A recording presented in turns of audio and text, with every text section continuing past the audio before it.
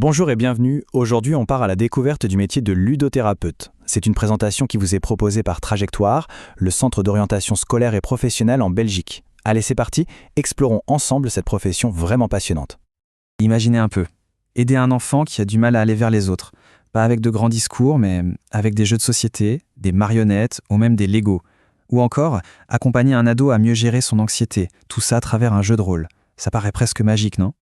Eh bien voilà, c'est exactement ça, la mission au cœur du métier de ludothérapeute. Alors si la psychologie, le contact avec les jeunes et l'univers du jeu vous parlent, vous êtes au bon endroit. On va décortiquer tout ça ensemble. Bon, commençons par le début. Un ludothérapeute, qu'est-ce que c'est au juste ? Et quelle est sa place dans le monde de la thérapie ici en Belgique ? Alors, la ludothérapie, ou la thérapie par le jeu, c'est une approche très sérieuse et reconnue.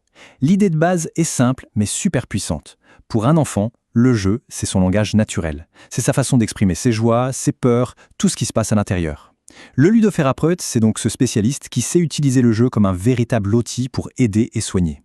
Et ce qui est super intéressant, ce sont les chiffres actuels en Belgique. On compte environ 300 ludothérapeutes actifs. Mais attention, le secteur est en pleine croissance avec plus 15% par an.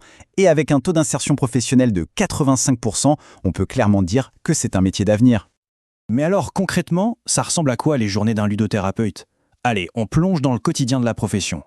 Côté mission, on ne s'ennuie jamais. Tout commence par une évaluation très fine pour bien comprendre les besoins de l'enfant. Ensuite, c'est la partie créative. On imagine et on conçoit des séances de jeu sur mesure. Le but, c'est vraiment d'accompagner, de soutenir le développement. Et point très important, ce n'est pas un travail solitaire. La collaboration avec les parents, les profs et d'autres spécialistes est essentielle.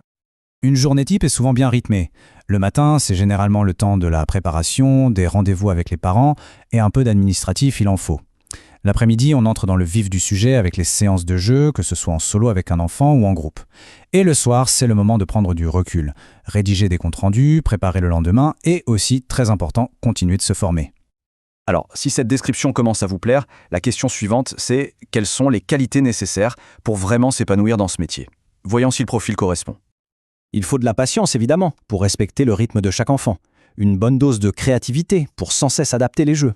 L'empathie et une grande capacité d'écoute, c'est la base pour comprendre ce qui se cache derrière les silences ou les actions de jeu. Et bien sûr, un excellent sens de l'observation et une grande adaptabilité, parce que chaque enfant est un monde à part entière. En regardant cette liste, est-ce que ça résonne en vous ? Est-ce que des points vous parlent plus que d'autres ? C'est une bonne première question à se poser pour une orientation réussie. Mais parfois l'intuition, ça ne suffit pas. Pour avoir une vision un peu plus objective, la meilleure chose à faire, c'est de faire le point. Et pour ça, je vous conseille vivement d'aller faire un tour sur le site trajectoire.be.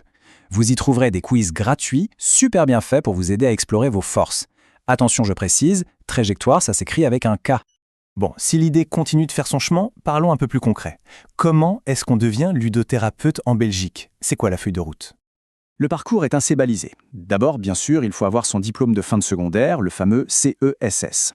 Ensuite, on s'oriente vers un bachelier dans un domaine proche, comme l'orthopédagogie. Après ça, il faut viser un master pour avoir un bac+5. Et enfin, l'étape cruciale, c'est de suivre une formation complémentaire vraiment spécialisée en ludothérapie pour maîtriser toutes les techniques. Donc si on fait le calcul, au total, il faut compter entre 5 et 6 ans d'études après la secondaire. C'est un vrai investissement en temps, c'est clair, mais c'est ce qui mène à une profession hautement qualifiée et surtout reconnue. Et où peut-on se former ? Eh bien, en Belgique, plusieurs grandes universités et hautes écoles proposent des cursus qui peuvent mener à ce métier. On pense notamment à l'ULB, l'UC Louvain, l'ULiège ou encore les hautes écoles comme Vinci ou Léonard de Vinci, principalement situées à Bruxelles, Louvain-la-Neuve et Liège. Ok, une fois le diplôme en poche, la réalité du terrain, ça donne quoi ? Faisons un tour d'horizon honnête en regardant les avantages, mais aussi les inconvénients du métier. D'un côté, on a un travail qui est juste incroyablement gratifiant. Voir l'impact concret de son action sur un enfant, c'est vraiment puissant. Et puis, la routine, on ne connaît pas. Mais de l'autre côté, il faut être réaliste. Les horaires peuvent être irréguliers, le salaire de départ est parfois modeste, et il faut avoir les épaules solides, car ça peut être exigeant sur le plan émotionnel. Justement, parlons salaire. En début de carrière, on peut s'attendre à un salaire brut mensuel qui se situe entre 2200 et 2500 euros. Avec de l'expérience, ça évolue bien sûr, pour atteindre entre 3200 et 3800 euros pour un profil expert. Il y a aussi l'option de se lancer comme indépendant, et là les revenus peuvent varier. Un autre chiffre intéressant, c'est la répartition dans la profession. C'est un métier très majoritairement féminin, 78% de femmes pour 22% d'hommes. C'est une donnée qui dessine le paysage actuel du secteur. Et pour vraiment illustrer tout ça, rien de mieux que le témoignage de Chloé, qui a 25 ans et qui est ludothérapeute. Elle nous dit « C'est un métier qui a du sens et je le recommande vivement. J'adore voir l'évolution des enfants grâce à mon travail. Chaque jour est différent. » Voilà, je crois que ça résume parfaitement l'aspect gratifiant dont on parlait. Bon, on arrive à la fin de ce grand tour d'horizon. Maintenant qu'on a une vision, je l'espère, assez claire du métier, il est peut-être temps de passer de l'information à l'action. Alors la grande question finale, c'est est-ce que l'idée de faire du jeu une véritable profession, un outil pour aider les autres, est-ce que cette idée vous parle? Si la réponse est oui, ou même si c'est un peut-être, l'étape suivante est toute simple. Pour explorer cette piste plus en détail et découvrir plein d'autres métiers, rendez-vous sur trajectoire.be. Je le redis une dernière fois, trajectoire avec un K. Merci beaucoup pour votre attention.